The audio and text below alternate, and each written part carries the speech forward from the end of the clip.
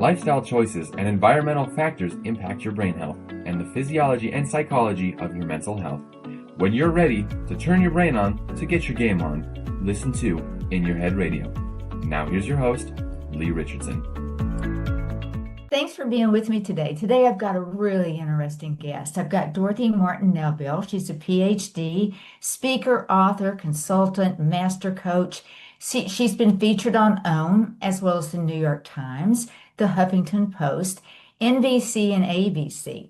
She's a psychotherapist, and Dr. Dorothy was in practice for 25 plus years as a clinical instructor in a Connecticut medical school, co-chair of the advisory board of a multi-million-dollar NIH grant, and recipient of NIH grant funding to research her work. She's a pioneer in CAM, and she's going to tell us all what that is, in the United States. As a founder of 4 companies, Dr. Dorothy has knowledge of the challenges that face leaders in business and life. As a business life coach, her focus is on mindfulness, emotional intelligence, and NLP.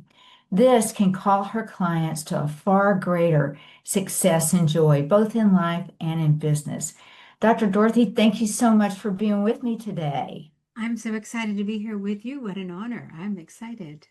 Well, it's interesting because you put together a pretty powerful toolkit when you put mindfulness and emotional intelligence and the NLP.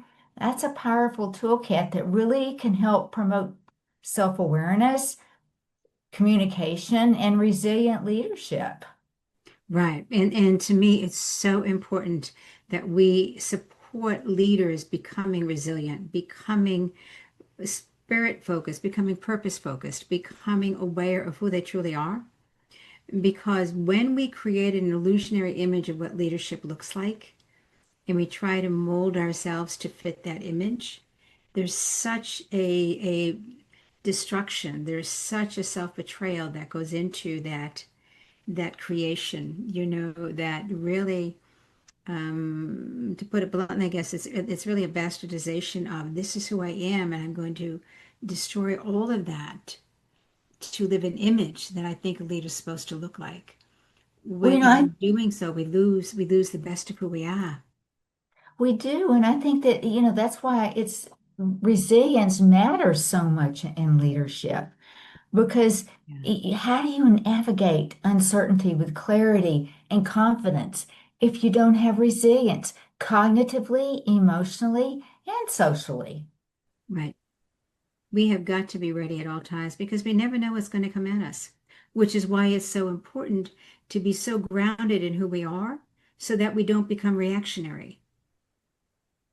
Because that reactionary element says, I've left my truth and I'm now trying to defend and justify my existence to whoever it is I believe is attacking my sense of self, my sense of right, my whatever. We betray who we are when we go into defense. When I first started, when I did my dissertation, resilience became very obvious to me that that was the foundation for leadership and decision making. And at that point in time, I started looking at people that I thought I really admire their resilience. And Nelson Mandela, 27 years in prison, he comes out, no bitterness. He was a leader that demonstrated forgiveness and vision. Yeah, That that is a resilient leader. right. And what a powerful leader. Yeah. Powerful leader, yeah. So talk to us a little bit about neuro-linguistic programming. I mentioned NLP in the beginning, and for our readers, that's what that stands for. All right. I'm going to have, unfortunately, unfold the lawn people are in my backyard and it's going to be noisy.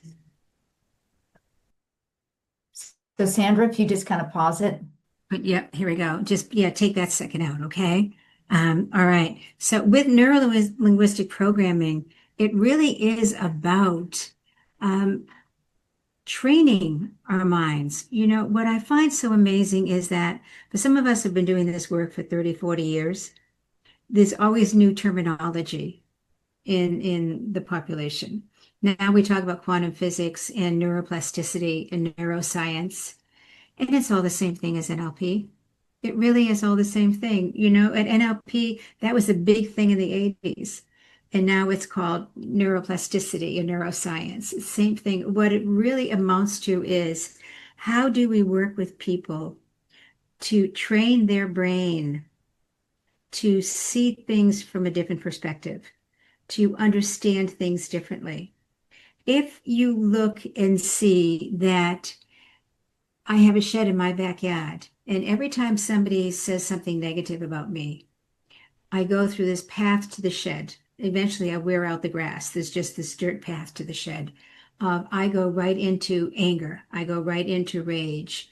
I get so mad when somebody questions my credibility or my intelligence and my whatever, and I go straight there. We, with neuroplasticity, it says, okay, I'm tired of always responding in rage when somebody says something. And NLP is that's what this is about. How do we train people to have a different response versus a reaction, to have a different response? And what we do is, whether it's how we look, where we place our eyes, where we go into the top right means something, the bottom right means something, top left, and so forth. And it's all different coding. But the fact is, we can change that coding at any point in time. We can make it anything we choose to make it. And if in that example of the shed, you say something negative about me, I'll go straight to rage, and this is where I go. What if I learn to say, you say something negative about me, and my first response is, you must be having a bad day, right? I'm not going to go to rage. I'm not even going to react. I'm just going to think, oh, you must be having a bad day. And I'm going to gently say, I don't know that that's accurate. I don't know where you heard that. If you could give me an example, I could help explain. And so now I go to the shed in a very different path. So what I have done, literally, if I do it frequently enough, I create a new neural pathway. I create a new response to a stimuli that used to do this. I now go this way here. And NLP is really about helping people train their brain waves, train their thinking, train their response or reaction, which is now neuroplasticity and neuroscience, you know. But it's the same difference of how do I train my mind to not react or respond in a way that I'm embarrassed by, that I don't like. A part of me, my lower self, comes up versus my higher self, right? Well, the way that you described it, I mean, it's a framework for understanding how people think differently, how they organize differently, the language they use, and how they behave different and react differently. Right. We do it. And so frequently when I hear people say, well, everybody does that. Not really. Not everybody reacts the way you react. But, you know, we're as innocent children, we have a belief system the whole world thinks the way we think. You know, I grew up Irish Catholic in South Boston with people who thought they were more Irish than the people in the old country. All right. And I believed everybody on the whole world had tuna fish every Friday night because everybody I knew in the housing projects had tuna fish on Friday nights. Nobody had the money to buy swordfish or to buy salmon or to buy piece of real fish. We all had tuna fish, spuckies, we call them, the grinders or heroes or submarine sandwiches, wherever you live, whatever the term is. We all had tuna spuckies. That was Friday night's dinner. I thought the entire world did that. And in my innocence, that's the way it worked. It wasn't until in adulthood that I realized there are people that aren't even Catholic out here on the planet. There are people that don't eat tuna fish. And it was such a revelation to me. And it, you know, we can say, well, that how innocent of a child. But the fact is that with that reality, we as adults have the same innocence. The whole world thinks this about whatever the subject matter is. The whole world thinks this way, or everybody who's intelligent thinks this way. Everybody who's got a good heart thinks this way. That's not really true. It's not really true. It's let's back up a moment. This is how I believe.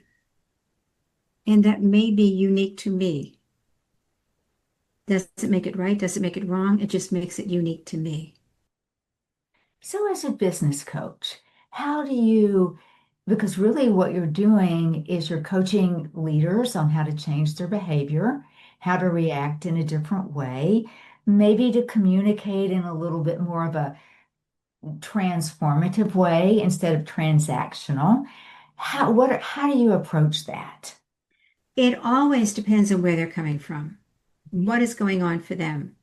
If I'm working with a woman who's head of a major hospital, she may be dealing with a huge patriarch that doesn't like her because she's a female, therefore not as smart. And if she's been brought in from another hospital, they may not want an outsider there. They want somebody to be promoted through the ranks rather than somebody coming in from outside. So, how do I support her in owning her power without needing to get into competition, without getting into power struggle? So, that's one issue. I may also be working with a man who was CEO of this major organization. He's now been offered a position as CEO of that organization. So now the question for him is, how can I be accepted without negating everything that's been done so far? Because now that means I'm judging everybody who's here, not just the CEO who's left, because they all supported it. And so it's where are they coming from? What are the issues they are facing? And how can I best support their approach to it? If they're a bull in a china shop, we've got a lot of work to do to teach them how do you move into a new organization without making enemies before you start? How do you come in without saying, I know the one right way to do this? Everything you've done is wrong. So it's really at their teaching communication, teaching how to work with people in a way that doesn't come from ego, that comes from balancing and learning. Whereas in the first example, it's working with a leader to show her how to stand in her power, realizing that powerful people don't control. Powerful people just are. And how to be present in that without needing to take on all of those who want to destroy her because she doesn't belong in that position. So it really is, what's the situation? And I've been blessed to have many different situations, which You means have many different ways to reframe things, don't you you? know, so the gift of being a coach is that it always challenges you to grow. It challenges you to find a new perspective. It challenges you to see things in a different way. So it's a gift of every client calls me to become a better version of me. That's a wonderful gift to get. So we know when we talk about emotional intelligence, that's kind of been the buzzword in the last few years. But tell us how simple emotional intelligence really is. It's so extremely simple. I didn't say easy. I No. said extremely simple. The fact is, if I take the time to notice that these are my buttons, these are the things that put me in defense. And if I know that about me, then I know that if somebody says something and I take it personally, it's going to hit a button. So emotional intelligence says, wait a minute, this is so familiar. Whenever this has happened, I always go here. I am so intelligent. I understand my emotions. I understand how they react. I understand how they respond. I understand where I go. But I also know my higher self. I know that part of me that I really not just want to project to the world, that I want to be, that energy, that vibration I want to come from. And I know that if I go into defense, I'm going to come for another vibration where the tough inner city kid shows up, where the tough person that can say, oh yeah, watch this. And it's like, wait a minute, that was my 12-year-old. That's not this woman here. So let me hold on to the higher self because that's really the woman I've become. So when I know me well enough and someone says something, it's like, wait a minute, let me breathe. Because I know me well enough to know if I don't breathe, I'm going to react. And my higher self knows to respond. So emotional intelligence is really that level of understanding my emotions and knowing that it's not about those people out there. It's about how I experience those people out there. Because one day someone can say to me, "Ooh, I don't like that jacket." And I want to say, "Too bad." And another day they say, "I don't like your jacket." And I'm going to say, "Well, you just don't have good taste." And I'm just going to laugh, right? So is it really what they said, or is it where I am today when they said it? So if I understand it's about where I am today, I'm not going to blame them. So emotionally, I understand me. I have the intelligence to know where I go emotionally. The freedom of that means I've given up judging everybody else for making me feel a certain way. I've given up judging everybody else for not being smart enough to see what I really am. I give up judging everybody else for not being as smart as I am because I never would have said that. It's like, oh, get over your darn self, girl, because you're so far from perfect. You never would have said that, but not that doesn't make you perfect. And it's that ability to, I think, be so in love with yourself, which is a tough one. Be so in love with yourself that you know your emotions and you're not out there needing to make everybody else bad or less than. Well, don't you think that ties to self-awareness? Because when you say loving yourself enough, to me, what that means to me is I'm self-aware enough of what's going on inside me, what's going on around me, and that it just I act with more intention. You're right. And with more awareness of who I am Absolutely. and who I am today, not who I was last year or 10 years ago, who I am today. Because today I have had many more experiences than I had 5 years ago. So I've had many more opportunities to learn more about my strengths, more about my vulnerability, more about wounds I've chosen to hold on to, and more about visions that I've expanded or changed to catch up with where I'm going in the future. So there's a far greater sense of who I am, but only if I take time for meditation in the morning or reflection, whatever it is. Some people don't like meditation, that sounds too religious. So if it's reflection, I don't care what the word is. But if I take the time in quiet in the morning to catch up with me, then I can begin to see that I exist apart from the world and the life I've created. And unfortunately, so many people forget that. What I say to my folks, often my clients, is there is this embodied soul or this embodied essence sitting in this chair. Over there on the far side of the room are all the lovers you've had, all the jobs you've had, all the friends you've had, all the homes you've lived in. If you've had children, they're over there, or spouses, they're over there. All of the places you visited, that's the life you created. But that is not you. That is simply the life you've created and evolved. When you can recognize in meditation or reflection that I'm apart from this world I've created for myself. I love the home I've created here. And yet, if I moved tomorrow, I would create a home I loved in the next place. I'd create another cocoon, if you will, for myself in the next place where I can have wonderful joy when friends over or family over. But I can also have quiet reflection periods. I'll have a meditation area. I'll have a social area. I'll have my wine bar. I'll have all of these things, right? So I can create that outside world. But in here is somebody very different from the world and the life I've created.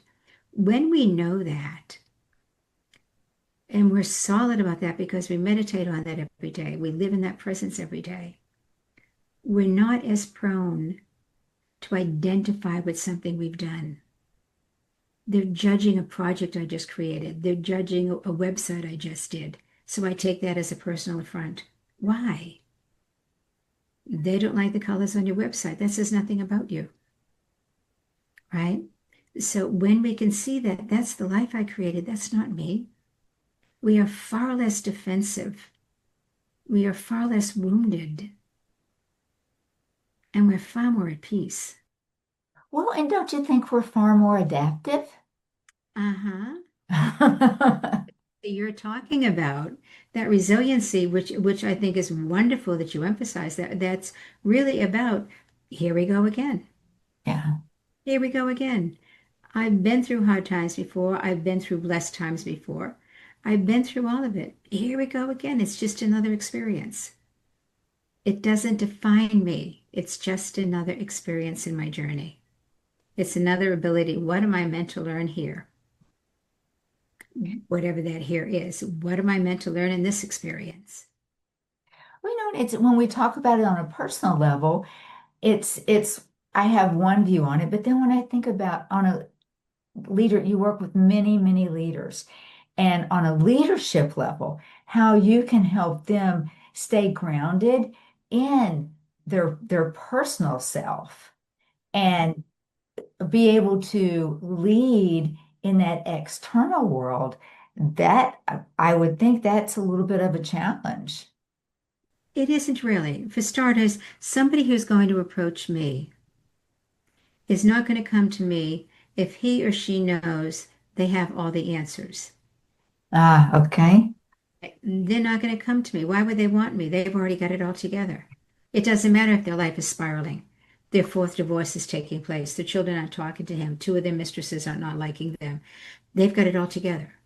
All right, then you go. The people that are going to come for assistance, they're going to come for support, are the people who are going to know whatever it is, it's not working. I don't know what fell apart. I don't know when it fell apart. I don't know what's going on. I just know it's not working. I need help. Those people, it's so much easier to work with because now it's just sitting down and what do you believe is going on? How do you see your life and how do you see what's happening? How do you see you got there? What do you think is really happening and what do you think the implications are? And let's look at that because now I begin to see his or her worldview. I get to see how he or she sees what's happening in their life. And because now I have a sense of their perspective, I can offer an alternative that may be 180 degrees different. It may be 30 degrees different, right? But it's different. And because they know they need something, they're willing to listen. Doesn't mean they're willing to listen to everything because at some point they're going to go back into defense, but they're willing to listen to enough to say, whoa, I never thought of it that way. And now you know they're open to being coached because not everybody's coachable, right? We have to be honest. Not everybody's coachable. Now they're ready to be coached.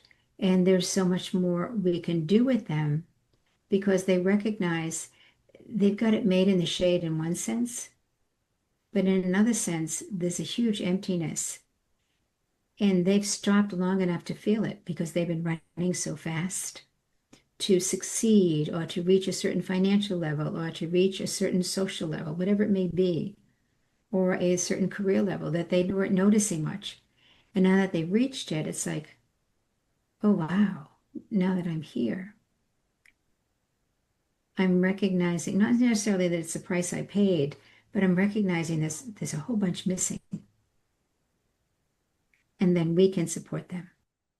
So would mindfulness be a good place to start with those people, just helping them stay present and aware in the moment and helping them to be non-reactive in the moment? It's part of it. My experience is what's important first is to have them see where they are Okay. Be present. from another perspective. Let's look at how I'm looking at everything you just told me. Let's look at what it looks like based on what you said to me. Ooh, when I see you presented that way, ooh, that doesn't look good at all. Yeah, but is it not everything you just said to me? Well, yeah, but I never saw it as a whole picture. I saw segments. You're showing me the clear picture. Okay, so let's look at that. So now if that's the whole picture and it's everything you said and you're seeing it differently, where do you want to begin? And each one begins at a different place. It doesn't matter. We're going to end up in the same spot. But if I begin in a spot that they're not really comfortable with, they're going to go into defense immediately. If we can start at some safer places, and then they start to feel safe with me, they feel safe with themselves, then we can confront some of those other pieces that they would have naturally judged themselves on completely if we started there. And so why we don't need to make coaching as difficult as possible to prove we can do it. We need to move, but we don't need to make it as hard as possible. And so it's seeing them where they are, taking them where they need to go. But for me, it's about let's look at the life you've created. How much of you is present in it? And frequently, there's not much. There's not much. And when they stop, which is what I have them do, when they stop, it's like, whoa, wow, I didn't realize. I didn't realize. So when was the last time you really felt at home in your own skin? If ever. And it might have been 30 years ago. Maybe it was never, you know? So now we know where we have to go from there. So you start really helping them to create their own psychological safety. Yeah. Yeah. And Yeah. that gives them room to build and grow and become more, here's our magic word, become more resilient.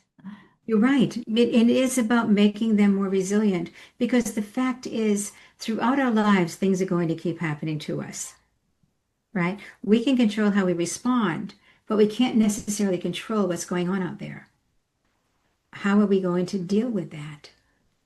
How are we going to deal with losing half of our employees? How are we going to deal with our stock dropping? How are we going to deal with a divorce that we didn't see coming because we weren't present enough to even realize it wasn't working?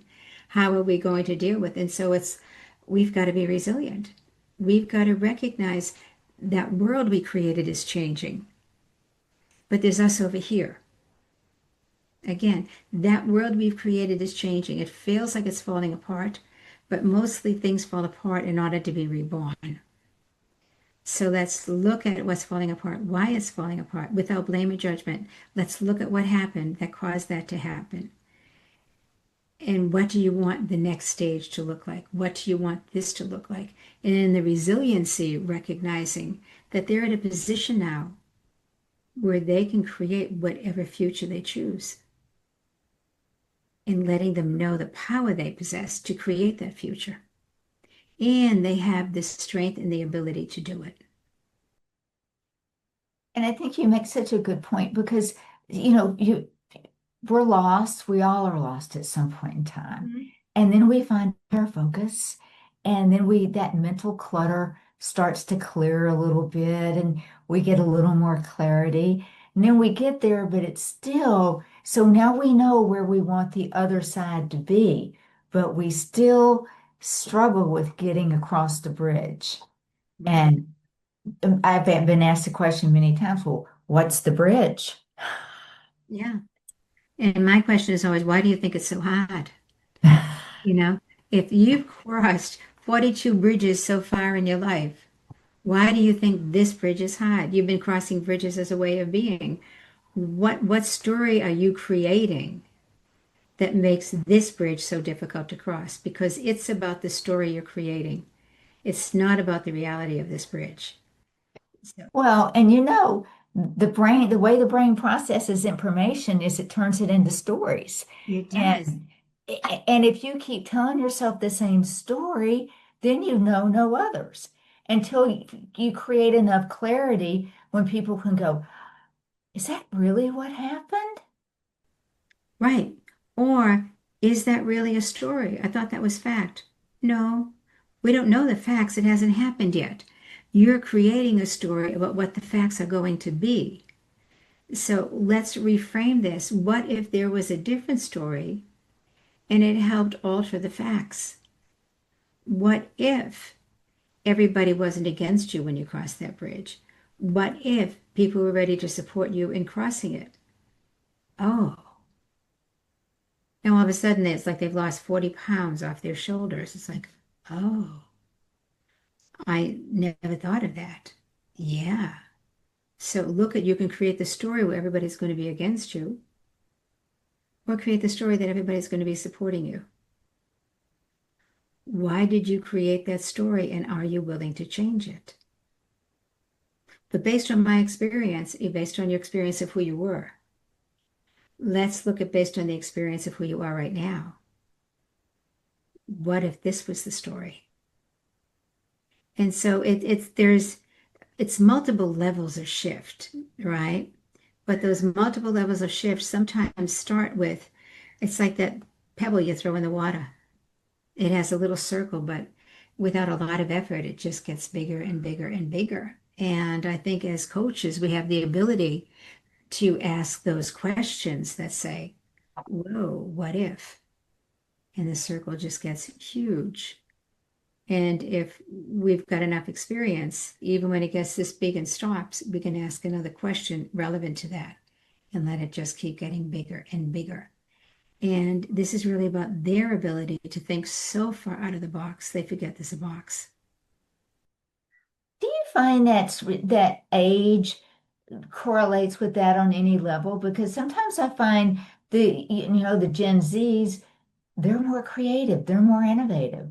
And sometimes I find the baby boomers are the ones that are thinking outside of the box. Have you seen, as far as creativity and innovation and different ways to lead, have you seen that differ with age groups? I've seen the differences with age groups, but I've seen differences I hadn't anticipated.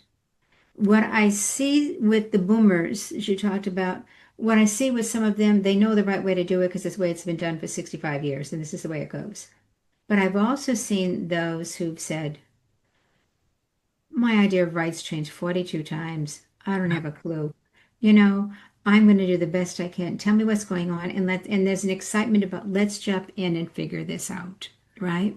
And I've seen the much younger, those in their late 20s, 30s, be like, okay, like I don't have time for wisdom. I don't have time for this. This is how it's going to go. This is how I'm going to make it happen. I'm going to make it happen. I'm going to do this. I'm going to just go. And it's like, okay, could I offer some possibilities that would be good for you to think about?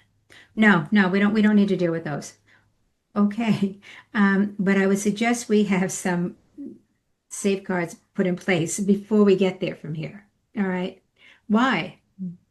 Well, because you may have a great concept, but you may run into some difficulties. And if we're set beforehand, you don't have to stop mid-track. And then I know they're pacifying me like, okay, you've got 10 minutes. Let's do that stuff. And sometimes we can present it in such a way they're thinking, wow, I never thought about that. And sometimes they're like, oh, no, that doesn't make any sense at all. You just push through, you just do it. And I'll be here when you learn it the hard way. I'll be here to help you figure it out. And so there's a difference. And then I've also had them say, please tell me what you know. Tell me what you know, because I've seen how far you've gone. Tell me how you got there. And it really is about compression of time that I'm going to teach them in 3 months what it took me 30 years to learn. So we've compressed their 30 years of learning into 3 months. And if they're willing to absorb it, they're going to be light years ahead of me because they've got this 30 years that took me to get. And then now, by the time they've had 30 years, they've got 60 years set up to go because they started out with 30 years ahead of the game, right? So, and that excites me because we're making their life a little bit easier and they can go far beyond us. So it really, there's pros and cons with each generation. I'm really enjoying our conversation, Dr. Dorothy, and two words have come to my mind when I'm listening to you: grace and kindness. Thank you. And I think that you pointed to it, the life experiences that we have, Mhm. and you've chosen to learn from them and to be able to share them with others. That's grace and kindness.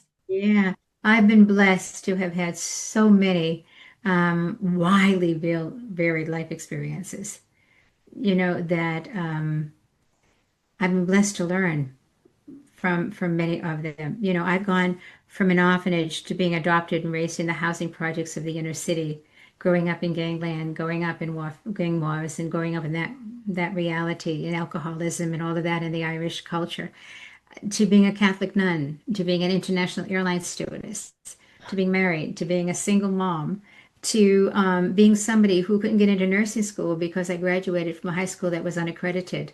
I graduated from an inner city unaccredited high school, so no nursing school in the country would accept me.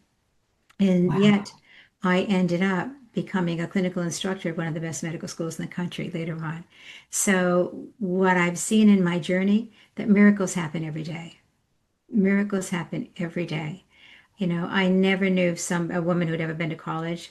I never knew anybody who started a business, and I founded four. And I had $1 million payroll in one of my companies, you know, with many, many full-timers and dozens of 1099s, and have been blessed to have seen the world from so many different perspectives. And that's a journey we don't plan that, you know, on a spiritual level, perhaps, but in a human level and a conscious level.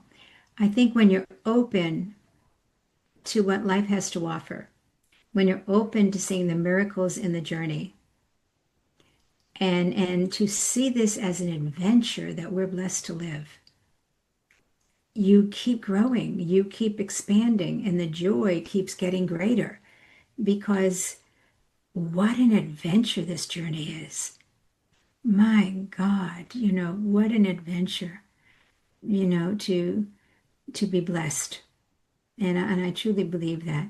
When my youngest, because I wasn't allowed to go to college, I only by entering religious life was I able to go to college. So when my youngest left for school, I was thinking University of Massachusetts, University of Connecticut. I thought that was a really big time. My daughter chose Georgetown and my son chose Cornell. And I thought, oh my, we're in a different mind frame here, you know? But when my baby left for Cornell and I had the money put away from one of my companies, I put it all away to send him to college.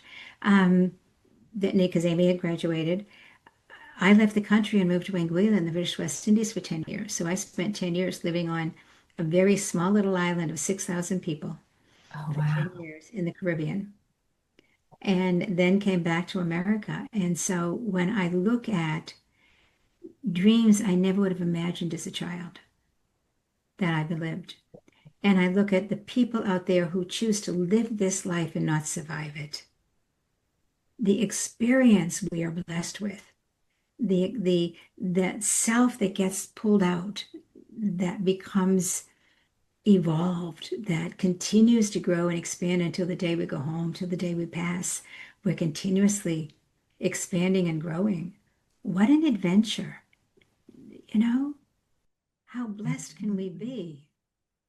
Absolutely. And, you know, mindfulness comes into play with that because you talked about every morning checking in with yourself. Always, always. If you don't check in with yourself, you're coming from will. And coming from will, which and in the world of the energy world of quantum physics, the will is the back of the body. The will centers are in the back of the body. The feeling centers are in the front of the body. And intentionality is in the core. And our culture, the American culture, calls us to come from will. I will make this happen. I will force this to happen. I will just push. I will push. I will push. I will get there. I will make it happen. When we do that, there's no sense of us because we have this vision there and we are just pushing to get to that vision. Who we are, what we feel, what we think, what we want is irrelevant. We're getting to that darn vision, and that's the way it's going to go. When we don't come from will, which is difficult for many people because that's how we've been trained to think, but instead we come from spiritual intent, that what feeds my heart is when I do this.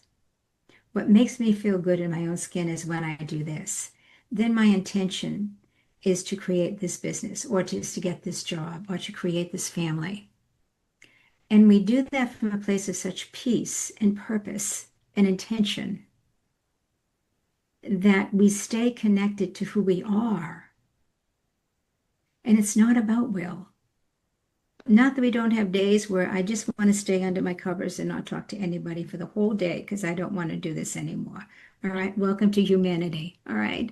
But in those days, yeah, an ounce of will that says, okay, sweetie, swift those legs over the side of the bed and get rolling. And then will comes in for a moment to get us up and running. But once we're standing, we remember who we are and we come back into intention. And how do I want to go through my day today? I want to go through it in peace and enjoy. Grounded. Grounded. And that goes back to, again, because mindfulness and emotional intelligence, to me, there's this interconnectedness that just goes that if I wake up any morning, we're not, because what happens during dream time, we're not in control of. So if I wake up depressed, or I wake up anxious, or I wake up feeling forebodingness about something and don't know what, something took place during dream time, during the unconscious moments. And I may or may not remember it. Sometimes we remember all those dreams. Sometimes we don't remember one, right? Um, I am aware that in my second chakra, in my abdominal area, I literally have thousands of emotions. Mhm. And it's like what floated to the top of the pond was depression or anxiety or foreboding. I realized that's what floated up. I can go through my day that way, or I can recognize this is where I woke up and spend a few minutes. What could that be about? What is going on in my world that I'm experiencing this emotion? And sometimes it comes when you take the minutes to look at that. Whether it comes or not, you can say, but this isn't how I want to go through my day. I consciously want to go through my day. And before I go to bed, I always look, what's tomorrow? Because I pray for the people I'm going to be with tomorrow.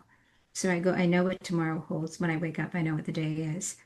And I think, okay, this is my day today.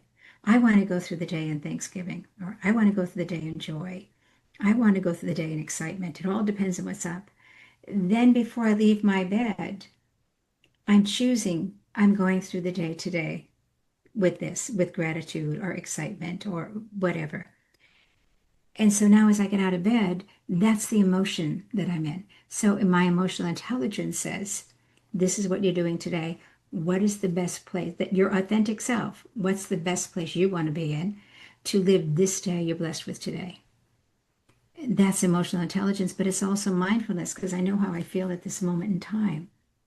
And I know if that's the energy I want to take with me, or I want to shift that energy to something that will better support me and emotionally, with intelligence, pull out what that day looks like. So, those emotional intelligence and mindfulness, I mean, those are our key traits to live this journey. And I think too, emotional intelligence and mindfulness, once we believe in ourselves and once we know we're in control, and some people call it positive psychology. Yes, but once I get up and I know that I'm in control, then it's going to be a great day. It It's is. it's going to be a great day. We've got about 5 minutes left. And for our listeners out there, Dr. Dorothy, that may be saying, yeah, well, easy for you to say. You don't live in my world. What are just three takeaway points that you would have for them? My three takeaways is you're right. Today, I don't live in your world, but I may have. I may have been there. I may not have been there. But the three takeaways is whatever is going on today, take time to understand it. Take time to understand what is going on today and how is your perspective of it impacting you. All right, that's really important. Know what that is. Know how your perspective of it is making it grandiose, making it a blessing and a gift, or making it a burden you're choosing to carry. And recognize that's your choice. That's the first Mhm. thing. The second thing is no matter where we are, gratitude always transforms our life. Gratitude always transforms whatever we're doing. And I may be in an awful place. I may have just lost my job. I may be in the process of divorce. I may have a very sick child. But my gratitude that I've got the strength to live, the love there for my baby. Okay, I will land on my feet. I've always landed on my feet in the past. I'll land on my feet when this is over. All right. Trusting that. That is so important. That's the resilience you're talking about. Knowing I am resilient. I am going to be okay, whatever this is. And gratitude to me, as well as to spirit or the universe, whatever our faith system, for the ability to have that gratitude. All right. And finally, recognizing that energy is everything. The energy we put out into the world either brings back to us all the blessings we want, or if we're in defense, it brings back our willingness and our ability to fight. That the energy we put out there is really what governs our journey. If I know the world is against me, that's the filter through which I'm going to see everything. If I know miracles happen every day, I'm going to see the most amazing things every single day. You know, Dr. Dorothy, you say that so much more eloquently than I do. I say it, you always find what you're looking for, so why don't you go looking for the good? I can't thank you enough for being on the show today with me. I have really enjoyed it. You have been such an elegant, beautifully spoken guest. I hope to have you back again sometime. You will. Thank you so much. It's such a joy to spend time with you. What a wonderful interviewer you are. This has Oh, been a joy. Thank thank you. you so much, Dr. Dorothy. Have a great night. You too. Thank you so much. That was You are so great. welcome. I really appreciated it.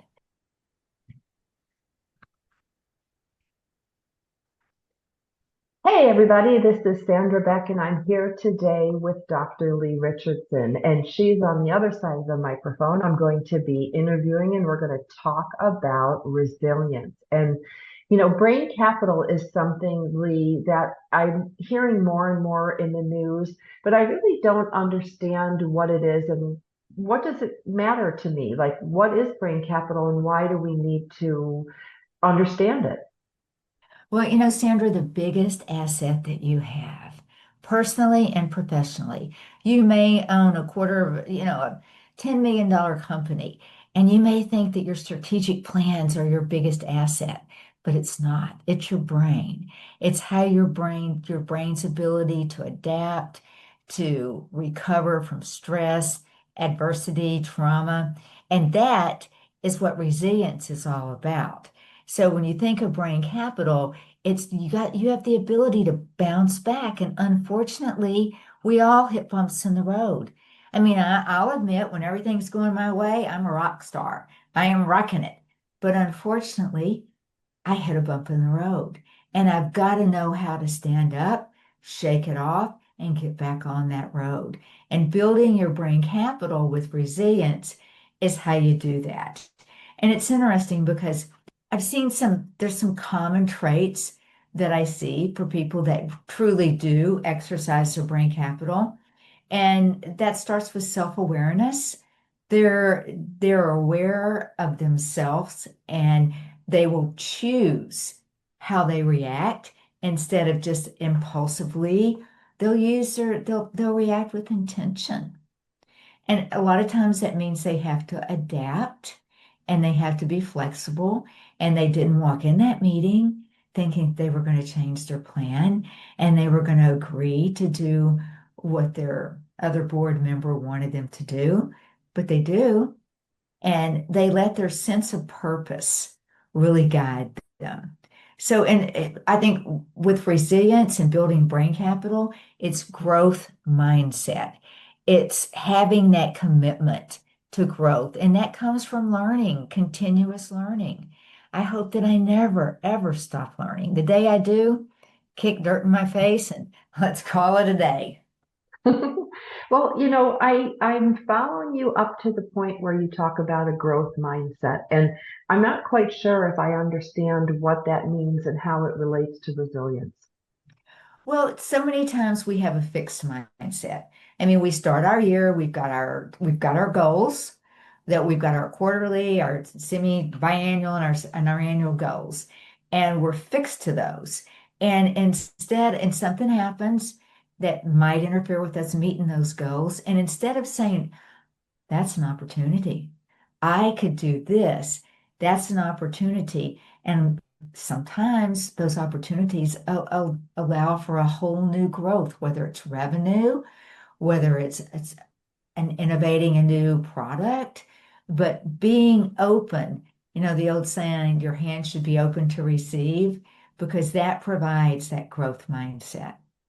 So would it be safe to say a growth mindset set allows you to pivot, allows you to maybe step back or move forward in a different way? Because growth to me means it just gets bigger, but you're talking about pivoting, shifting, maybe reprioritizing. Are all those subcategories of a growth mindset? Absolutely. And I think that a lot of times we shut doors, but we never let them open. But and part of that comes into play fear. Oh, I'm not ready. I don't have the resources. I shouldn't try that right now. And part of that growth mindset is being able to stick your foot in the door and say, let me explore. Let me see. I mean, what's the timeline? Do I have a year to build these resources? I've got time to explore. If I've got a week, maybe not. You know? And that's really whenever to me I say brain capital, I think about resilience, because and you think about the brain, it's the biggest part of our brain is our prefrontal cortex. It's the very last thing to develop, but that's what we use to make good decisions. That's what we use to think through. And then we've got the amygdala, and that controls our emotional regulation. And you've got to have that top-down control. You've got to have the prefrontal cortex guiding the amygdala so that emotional reaction is intentional. It's not logic, it's logical. It's not just triggered by fear or by emotion.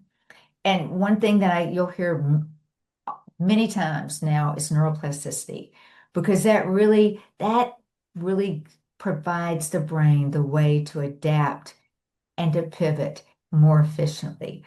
So when you think about resilience, it really ties into the brain. And that's why I think the tie-in with resilience and brain capital is so strong.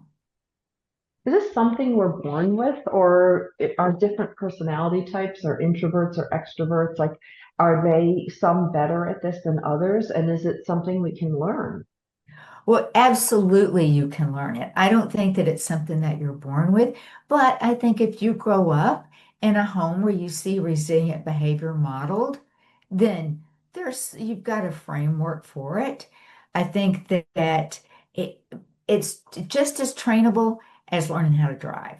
There's no doubt Hmm. about that. And it all comes back to what we mentioned a minute ago, neuroplasticity. That gives the brain the ability to form fire, wire and fire, create new connections in response to the experiences that you're having, what's going on around you. And it doesn't matter if you're 8, 18, or 80, you can still create that neuroplasticity.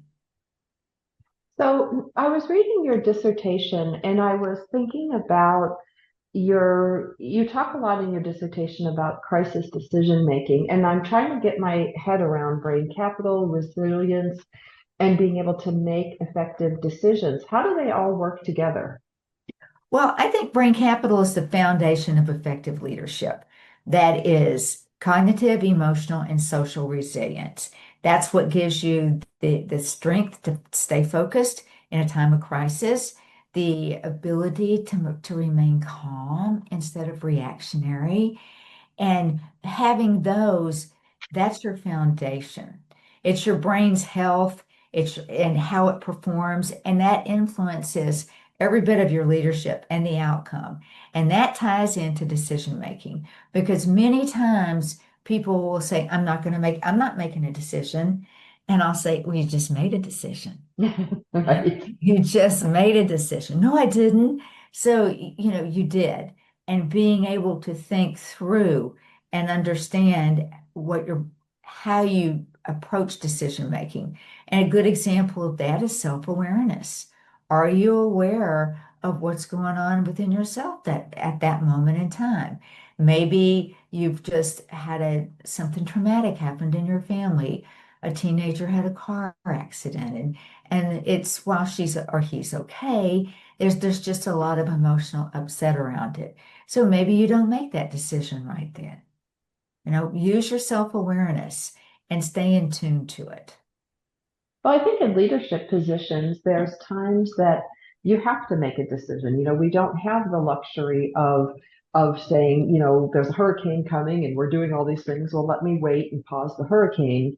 Um, in situations like that, do you recommend leaders do train themselves on resilience? Is it something you can pre-learn, you can get better at? So when crisis does hit or a decision has to be made and your back's against the wall, that you have better skill sets? Absolutely. I think everybody's a leader. In some form or fashion, everybody is a leader. And just everybody needs to have some level of understanding about what resilience is and how you build it. And you build resilience a lot by healthcare. And healthcare is self-care. Are you getting enough sleep? There's a term now, neuroprotective diet. Are you taking care of your brain with the food? Because food can be medicine.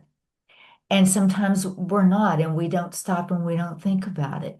I think the foundation of brain health is sleep and nutrition.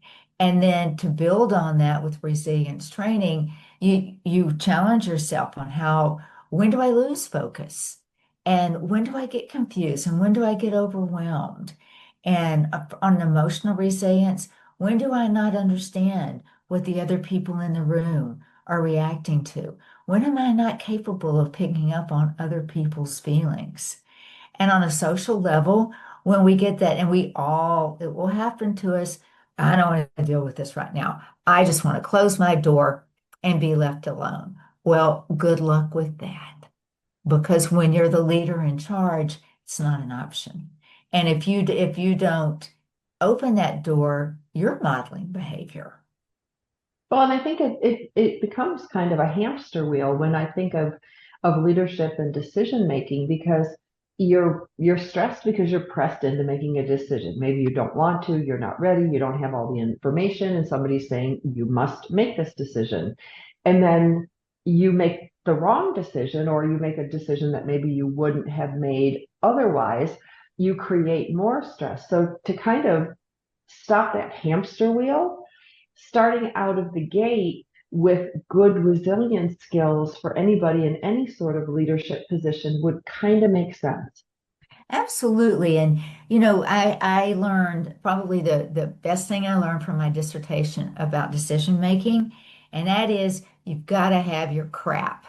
You've got to have your clarity, your relevance, your accuracy, and your precision. And when you take those four factors and you're clear on what are you making a decision about, and you're only using relevant information, many times we'll be looking at data that's 6 or 7 months old in our decision-making process. Or we'll pull data really quickly, and sometimes it's not accurate. And if it's not accurate, it's not precise. So if you can apply those four fundamentals in your decision-making process, you're more intentional and you're more authentic with your decision making. Well, that makes sense. If we start out right and we can make the best decision possible, we live in an era of fake news and things that make it really murky to know right what to do and what not to do. But all of those decisions make a difference in how we handle not only the stress, but the decision-making process. So what kind of what kind of traits do people have that support that? Like, I get the nutrition, I get the sleep part, but what kind of traits do we develop that can make us better in the brain capital / resilience decision making arena? Well, I think that we all know that we need our physical body. Our physical body needs exercise, it needs to move. So does our brain. Our brain and our body are one unit. And the research that's come out recently that shows the connection, what drives heart attacks, what drives strokes, anxiety, that level of connection does. So I think that being aware of, I need to exercise, I need to take care of myself. Everybody needs to hit the pause button a couple of times during the day. Some people call that mindfulness. Some people call that meditation. I just call it, I'm checking in with myself. Oh, hey Leigh, how's it going today? Well, let me stop and think about that. And just stop and focus on deep breathing for 3 minutes. You change your breath rate, you change your heart rate. You get those two to dance together, you create heart rate variability, and that is a sign of wellness. Let's talk about that HRV, that heart rate variability. With the proliferation of oral rings and fitness trackers and Apple Watches and all these devices, these wearable devices that we can get biometrics from, what does HRV have to do with brain capital? Well, HRV is, in a way, it's calming your brain down. It's putting your brain in a more regulated state. Because, when we start breathing really fast, we those short, choppy breaths, then our heart starts pounding really, really fast. That throws our autonomic nervous system out of balance. And then we start riding the roller coaster, fight, flight, freeze, fight, flight, freeze. And that's the brain and the body not communicating. So if we're dysregulated, which I think is the term that you used, you're not regulated with your breathing, maybe your body's flooding with hormones because you're so stressed. Can mindfulness really, where does mindfulness fit in? Can that really calm down? Is that one of our brain capital toolkit? Absolutely. Mindfulness, meditation, that can that we talked earlier about the amygdala. And when we Mhm. get stressed out, that amygdala gets thrown all out of balance. And then, boy, the fear circuits that we have in our brain, they start lighting up like a Christmas tree. And when we can calm those down, if we can just take a few minutes, and I saw a picture that one of my sons sent me, and it was of a lavender field and it was so pretty. And that has now become my go-to. I'll just close my eyes and I'll just see that lavender field. And I think about, I can smell the lavender. And I can feel the wind blowing. It's a windy day. And I think I hear birds. And you just go there. And then and I stay there for as long as I can. And I'm sure I could choose to stay longer. But when I have to come out of that, I'll notice my tone of voice has changed. I'm speaking in a more relaxed way. I'll notice that, I have a smile on my face. The way that I'm sitting is more relaxed. So, and that is the brain and the body talking, saying, okay, we're calmer now. And unfortunately, the world that we live in, there's only one constant, and that constant is change. So with change, and I think of, the different changes that I've had to face in my life or as a leader, you've got this amazing amount of things that come into you all at once. And you're maybe afraid of change, maybe you chose the change, maybe the change is foisted upon you. And I go back to my old training thinking, mental toughness, mental toughness. And I really wonder, what is the difference between mental toughness and resilience? Do they go hand in hand? Like, where does one end and the other begins? Well, mental toughness to me is different, and it may not be to everybody, but toughness is I'm just going to power through. I am just going to suck it up, Buttercup, and I am going to get this done. And more times than not, you'll find yourself spinning. You'll go round and round, and you won't move forward. With resilience, it is stopping to on three levels and to assess on a cognitive level, am I focusing? Am I focusing on the right thing? Am I not ignoring facts that I should consider? And on an emotional level, and am I connected? Am I aware to what's going on with my other team members? And am I able to stay calm and listen and take input? And on a social level, am I blocking myself out. Oh, it's just my team that needs to be a part of this decision making. And I think there's more interconnectedness today than there's ever been before. Even though we all work from home, we all work from home, but we still are all interconnected. And I think that that is what really, if we can recognize that, and we can recognize the importance of all of those factors, it builds resilience. It certainly builds better decision making. Sure. And when I think about, the correlation between mental toughness and resilience, I think about being hit. Mental toughness helps you endure the hit. Something's happening, you're going to endure it. But resilience is really kind of after mental toughness. It's about helping me recover from whatever just happened. So I think they're different, but they're kind of they're sisters, or they're one follows the other. Well, I don't disagree with that because I do think it starts with when you have to face a problem or stress or a challenge, you've got to be ready. And Mhm. that's mental toughness. Okay, I'm ready. I am going to sit down. I'm going to put the right people together. We're going to put the right data together and we're going to make good decisions. Well, and yeah, you talked about powering through. So mental toughness part of it is about persistence. But resilience, when we were talking in the beginning of the episode, we were talking about adaptation. We were talking about being able to pivot, to be able to move. There's not a lot of pivoting in mental toughness. It's more about, like you said, powering through. But resilience is about adaptation, changing, pivoting, making different decisions, even though maybe you had what you called a fixed mindset growing in.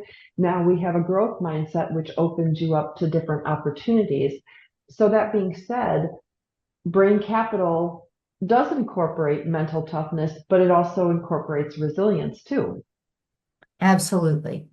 And I think mental toughness, as the life experiences become more challenging and as we grow, that's something that we all do develop. It's just, do we use it in a productive way? And when you combine it with resilience, you are creating more productivity. So can resilience be measured? Like if you're good at, you're good at something and you want to be great at it.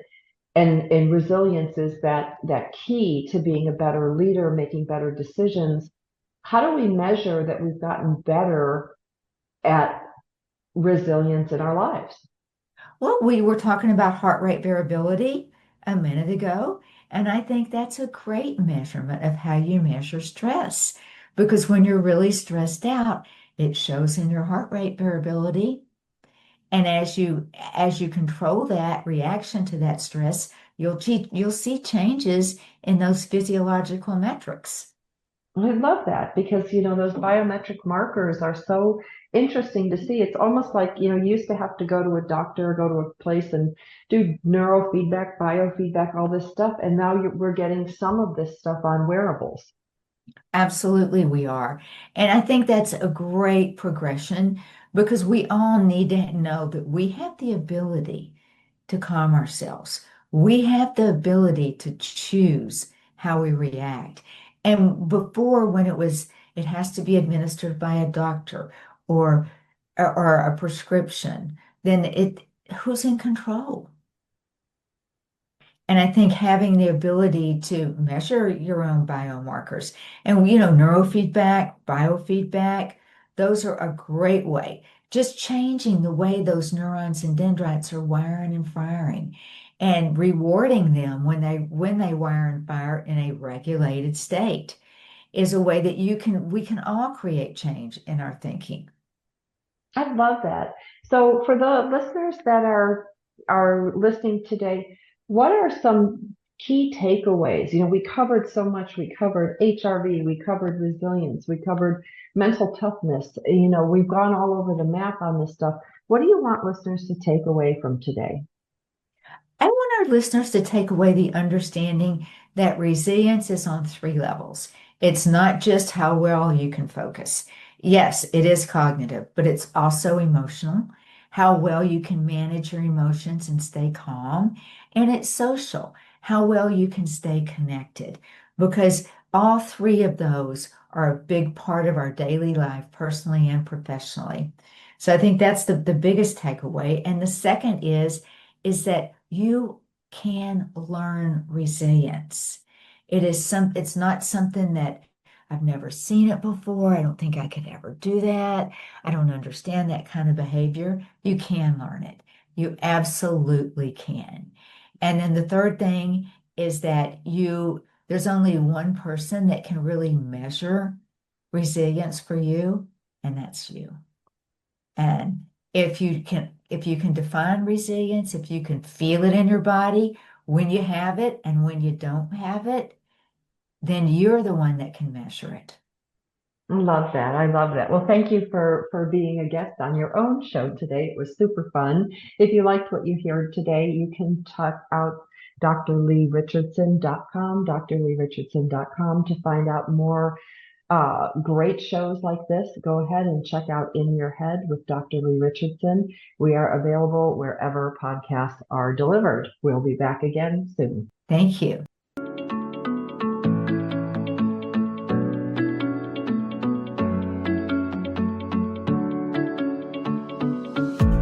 On behalf of Leigh Richardson and the Brain Performance Center, we want to thank you for listening. If you'd like to hear more episodes like this, visit us on iTunes, Google Play, TogiNet, Stitcher, iHeartRadio, Spotify, and thebrainperformancecenter.com.